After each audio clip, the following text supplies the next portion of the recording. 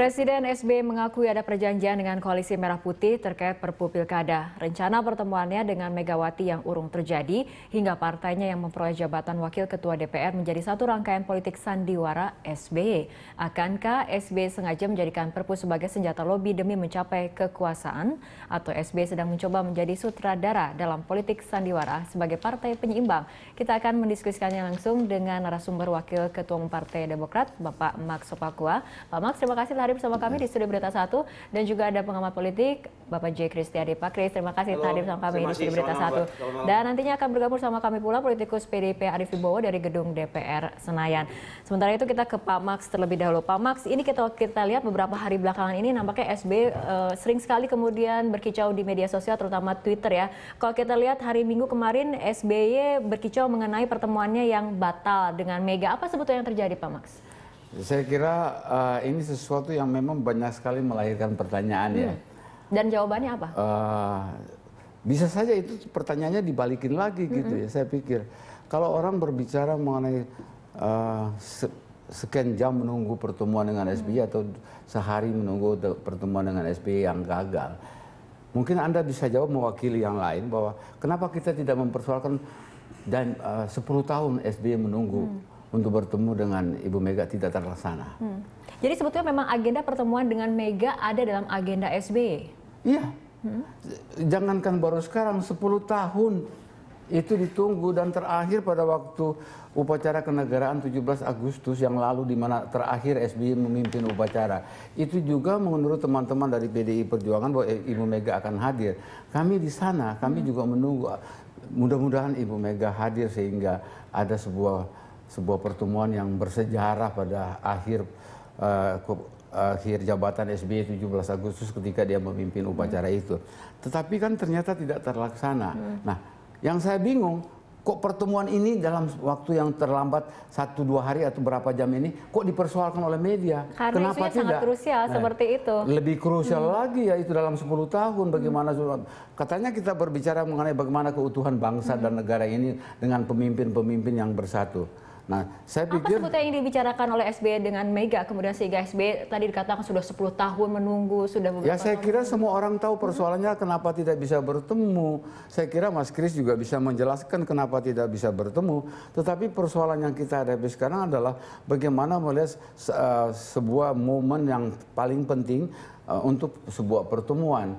Jadi saya agak riskan kalau kita membicarakan kenapa ini tidak jadi, loh kenapa ini tidak jadi tidak dipersoalkan itu. Artinya tapi kemudian SBY sudah mau menerima Mega seperti itu, pertemuan itu memang akan dilaksanakan? Ya saya kira Ibu SBY membuka tangan itu sejak awal. Nah, saya baca bahwa jadi yang membatalkan atau yang membuat pertemuan itu saya tidak membaca jadi bahwa bukan soal kita tidak bicara soal batal-membatal SBY membatal-membatal. Kita berbicara mengenai masalah bagaimana pertemuan itu akan terjadi. Yang datang bukan Ibu Mega yang datang kepada SBY kan, yang datang kan orang lain gitu ya. Baik. Kebetulan Pak SBY kan juga punya acara pada waktu itu. Gitu, baik ya. Pak Kris, tanggapannya. Dalamnya laut bisa diduga, dalamnya hati siapa tahu. Oh, perlu saya catat itu, perlu saya catat itu. Inilah hati yang dalam yang mana yang mesti kita. Ini saya kira pepatah lama itu sangat relevan. Tapi intinya menurut saya, kita pun berharap bahwa Pak SBY dan Mbak Mega bisa ketemu. Supaya apa? Tidak cuma ketemu, tapi kita itu simbol, sudah ada trust. Sudah ada trust pemimpin kita, tokoh yang akan menentukan jalannya republik ini. Ya. Tentu banyak informasi yang simpang siur. Yang intinya tidak ada trust. Intinya bahwa sebetulnya Pak SBY mau ketemu Mbak Mega. Itu niatnya ada waktu itu, betul. Nah, Mbak Mega pun juga mau. Tapi bedanya yang saya dengar, tentu kebenarannya berdasarkan intuisi saya ini benar. Bahwa Mbak Mega mau, ya, kalau Pak SBY itu menyatakan dulu kita bergabung. Ayo kita bergabung. Nah, tetapi Pak SBY maunya ya ketemu dulu. Nah, ini kan seperti sebetulnya kecuali tidak ada trust juga tidak ada yang saling mau. Oke lah, pokoknya demi bangsa dan negara yang sudah menunggu, ya kan? Bahwa masyarakat ini ingin sekarang ini betul-betul transisi yang betul-betul bisa menjadi presiden yang baik. Ternyata tidak terjadi. Nah, ini yang saya itu yang tentu saya sayangkan karena juga lebih-lebih Setelah itu terjadi bahwa panggung politik kita pada waktu pemilihan DPR, pada waktu pemilihan MPR, panggung politik yang bagi saya tidak ada relevansinya. Ini pada ngapain?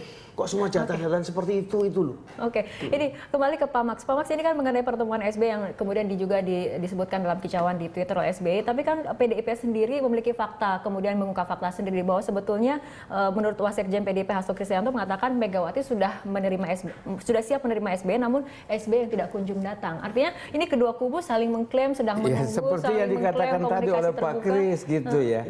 Apa yang mau dikatakan bergabung dulu baru ketemu. Ini ada prosedurnya gitu ya. Jangan di injury time, di political crucial, di waktu-waktu yang sangat penting, kan kita melepaskan semua beban.